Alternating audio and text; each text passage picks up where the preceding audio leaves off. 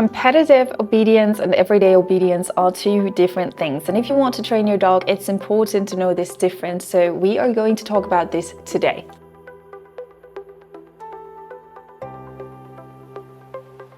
What you see on social media is typically this very flashy and very impressive obedience, but do you actually need it in order to have a well-trained dog?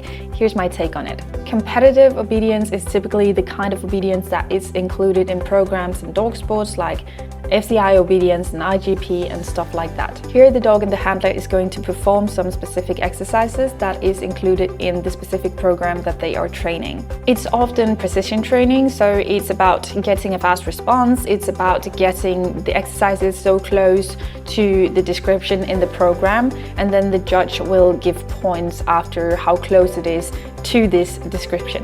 Everyday obedience, on the other hand, is more like the things you need in everyday situations, so that the dog is walking nicely on the lead that is coming when it's called and stuff like that. The reason why I'm making this video is because a lot of dog owners start to train the competitive obedience without a need for it. The competitive obedience won't necessarily turn your dog into a dog that is obedient in everyday life. I personally love to train it and I love to watch it, but it's not what's making my dog reliable in everyday situations. When we watch dog trainers on social media, we are usually seeing these very impressive results like the fast responses and these extremely focused heels and stuff like that, when everyday obedience doesn't look quite as impressive. But let me tell you this, it is very impressive because it's not just that easy to train. In competitive obedience, the dog has to know what to do, when to do it, and how to do it, but they doesn't necessarily need to problem solve and think a lot on their own. In everyday obedience, you want a dog that is able to regulate itself and is able to perform this thing no matter the environment. So let's take the recall as an example.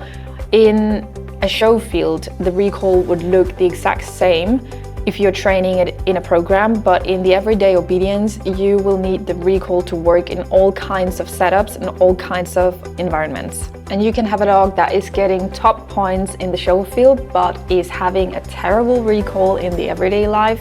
And on the other hand, you can have a very well-trained dog that would get 0 points in a show field.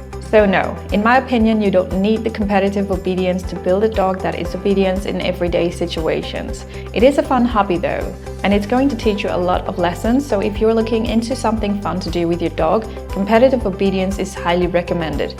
But don't expect it to replace the work you put into your everyday obedience.